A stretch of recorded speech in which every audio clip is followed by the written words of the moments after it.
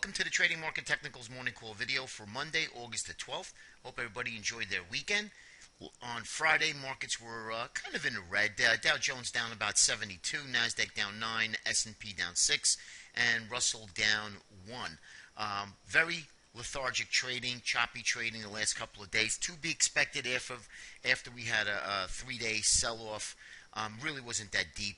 We are looking at some levels. I'm going to get right into the charts with you. I want to show you in front is the McClellan Oscillator.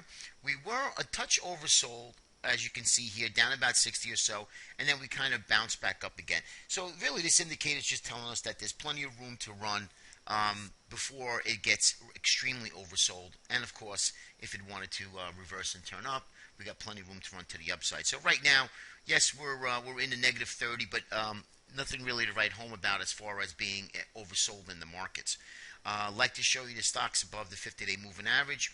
We did get a little bit of a sell signal here. We are still underneath our 8 EMA, so we are on a sell signal. As you can see, we're at these lofty levels here, so really got to use caution on this indicator as well.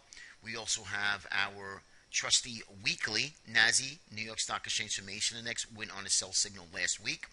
This week is really going to be the deciding factor because, yes, we did get a rollover here, but we want to see the red line actually start to roll over as well. Right now, that's still kind of pointing straight up. You can't see it, but we want this to tick down too as well. So we have 1, 2.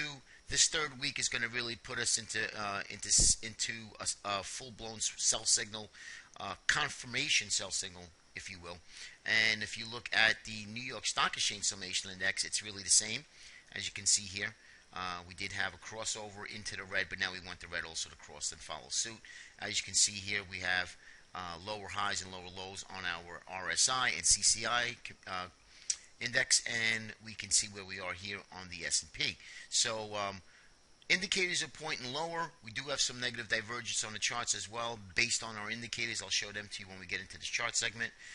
What I want to show you now is the dollar. Very interesting, guys. I like this dollar here holding true around the 80-50 area.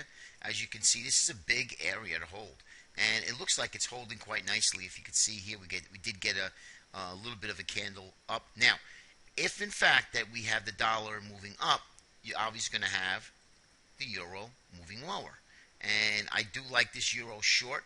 I'm not telling anybody to go out and short the euro just yet.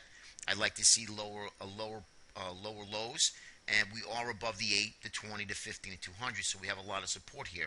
So you got to be a little careful, but I do like the fact that this is in up at these upper end of the range here.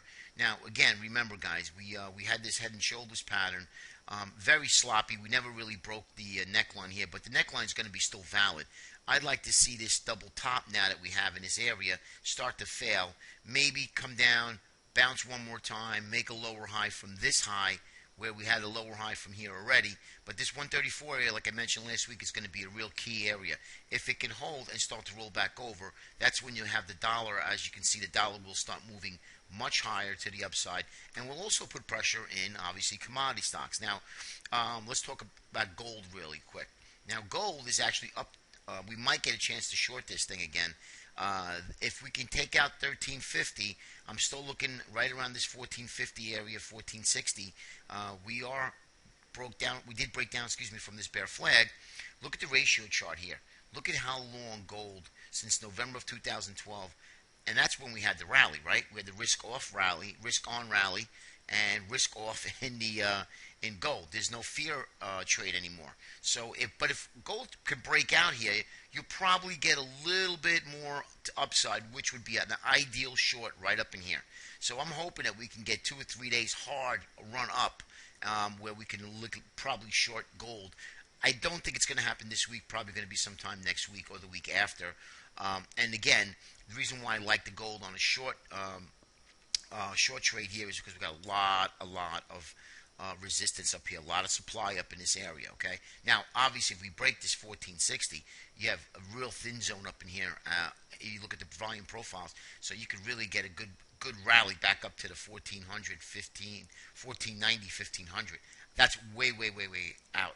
But right now, I just want to show you where possibly can we be headed. The next step, if we do break this 20 and 50-day moving average, will probably be somewhere around the 1350 area, where I like the short in the beginning. I showed you the weekly chart.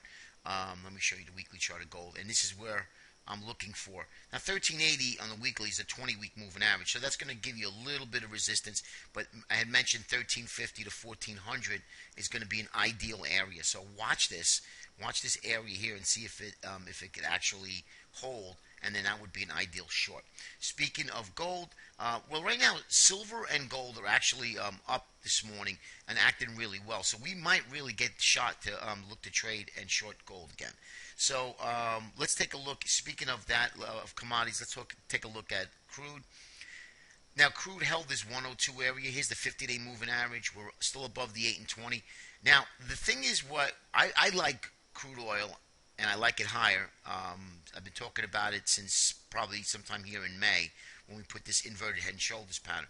The only thing is the bullish percent ENER, the energy sector, is still way up there at elevated levels.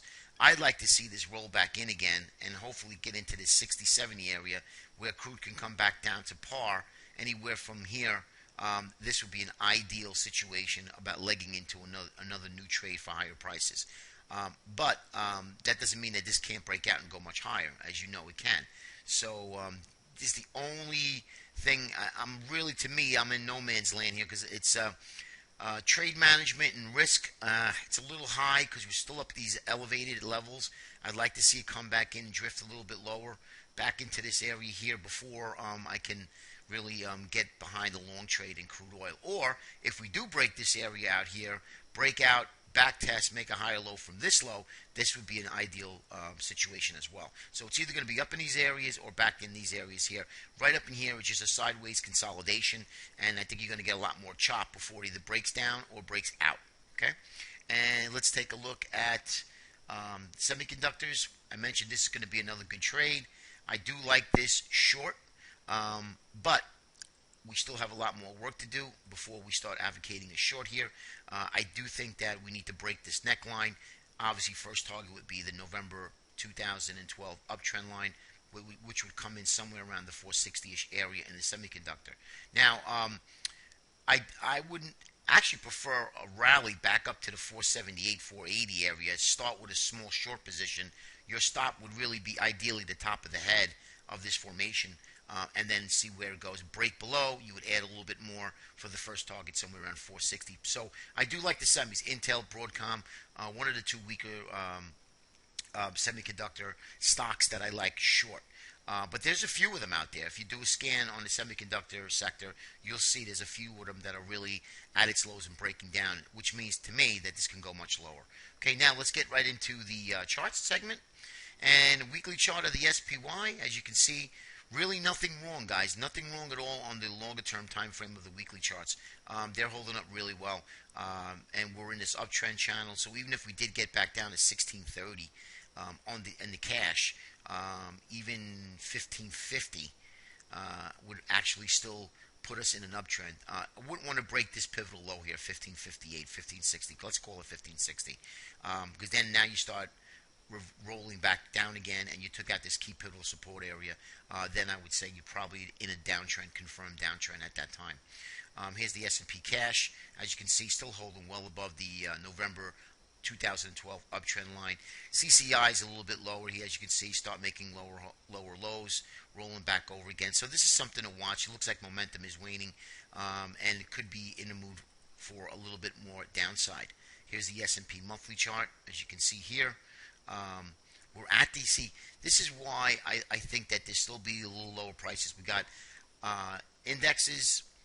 we have indicators that are pointing lower. We have our stochastics and MACDs that are rolling over. Now, here's a monthly chart, but if you look at the daily, you'll see what I'm talking about. And we are at these extensions. We're at highs here off of this monthly chart from 2009. I mean, we are literally at the high here. So, to me, that's why I say I would stop. Definitely tighten stops up if you're long, and or buy protection. It's still cheap before we really get out there. So that's something that I think you really want to show you. Oh, speaking of that, let me just show you the VIX here real quick. I wanted to. This is a big I do a big analysis off of this every day on the VIX to see where we're headed. Now, we did get another big move up on Friday. So right now, we're kind of still chopping around between the 12 and the 14 area. We really need to break 15 before we really start going. If that starts to escalate, then, as you know, equities will be under some selling pressure. But if you look at the commodity put-call ratio, we are basically neutral around 99.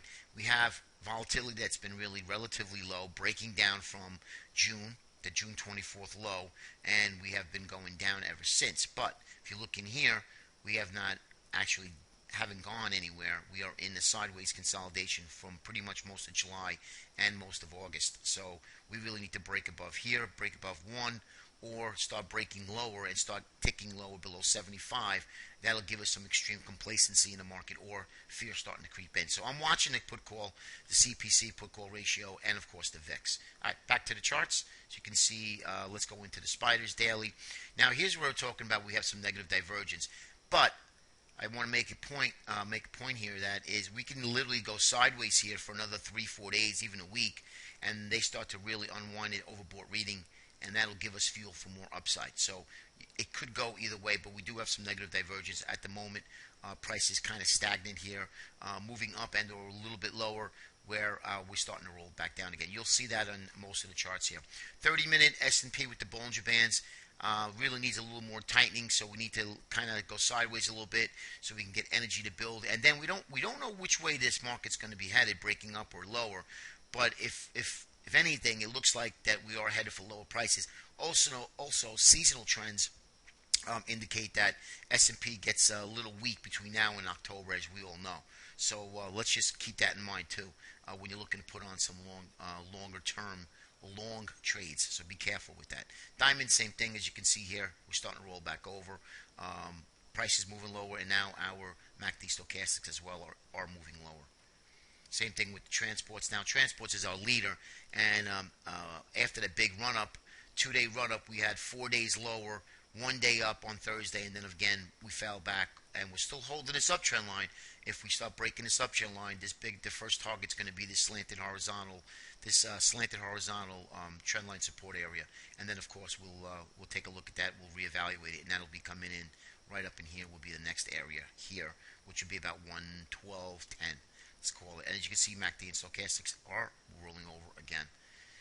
And let's take a look at the IWMs, another one of our leaders here. Same thing, as you can see, we're starting to roll over here. So a lot of evidence is pointing to lower prices. So that's why I said just kind of, tighten up your stops here. When your day trading is a little different, but it does help. The analysis does help when you have a little bit of a longer term picture, looking off the daily charts as well. Now here's just the SMH, another it's an ETF for the semiconductor sector, and as you can see here, head, right shoulder, left shoulder. Here's your slanted neckline. Watch for this move lower. Really, 37.85, a break and close below would put this bearish pattern into a trigger. And then you would look for the next green candle to look to get short, and of course your stops would be somewhere above here, above the 50-day moving average. So I do like this sector lower. So I'm watching this for the coming days and weeks. Goldman Sachs again, another sector that should be moving higher, along with equities. And this is not what you want to see if you're a bull. Is Goldman Sachs actually moving lower? Take a look at the XLF. Same thing here, kind of clinging by a thread here. 2035. Break below that on a closing basis, I think you're going to see the 50-day moving average. And I think you're going to see the 50-day moving average on most of the ETFs. So just remember, keep that in mind. If you're looking to build a position, I think you're going to see some cheaper prices that's going to give you an opportunity to add to your longer-term positions or swing trades.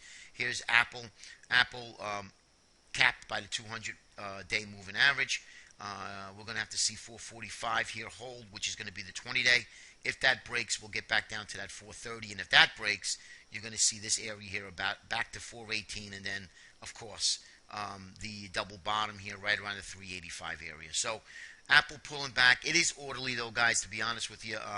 Quiet day, even though Apple did sell off on Friday, it was definitely orderly. So we want to just kind of watch it. And again, right now, this is just a day trading stock. I think you'll see lower prices before you see higher prices. But again, guys, anything can happen. So just keep that in mind.